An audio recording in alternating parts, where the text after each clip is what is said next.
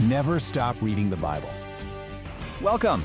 You know, some stories just throw you right into the deep end. No warm-up, just pure action.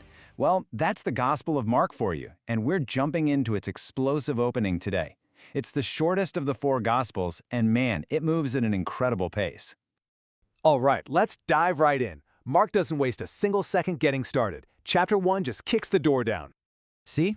No long family tree, no backstory, just bam! A clear, powerful statement on who this is about and what this story is. The gospel, the good news. And that word immediately just pops up again and again. Mark puts the pedal to the metal. John the Baptist shows up, Jesus gets baptized, he calls his first disciples, and starts healing people. It's like a highlight reel on fast forward, giving you this incredible sense of urgency. And think about what kind of action we're seeing here. It's focused on healing. A man with an unclean spirit, Peter's mother-in-law, a man with leprosy. Mark is showing us, not just telling us, the core theme. Jesus is here as a servant, ready to get his hands dirty and take on human suffering head-on. Okay, on to chapter 2.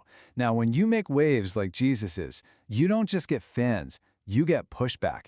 And that's exactly what starts to happen. This is where the sparks really start to fly. Jesus heals a paralyzed man, but he doesn't stop there.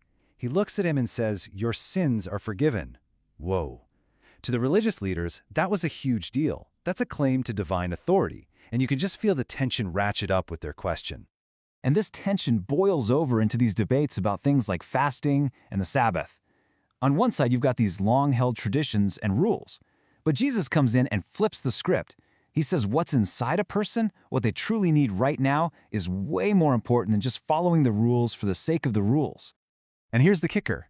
Jesus isn't just saying, hey, let's look at this rule a different way. He's basically saying, I am the standard.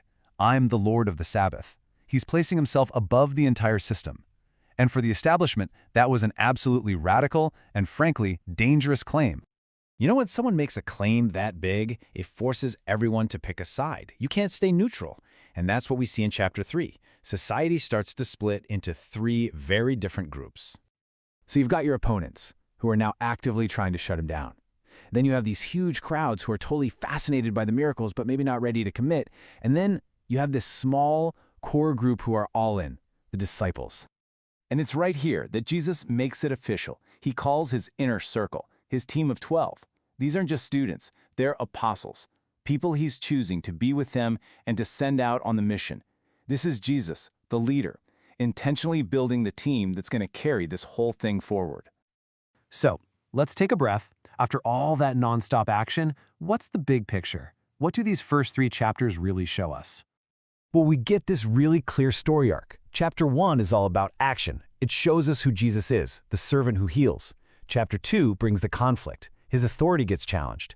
And chapter 3 shows us the result of that conflict, a division that forces Jesus to organize his own team. Action, opposition, organization. So in just 3 short, fast-paced chapters, Mark has set the stage perfectly. We know who the players are, we know what the fight is about, and the battle lines are drawn. And it leaves us with the one question that hangs over the rest of the entire story. Just so you know, the material for this explainer came from the Center Studio.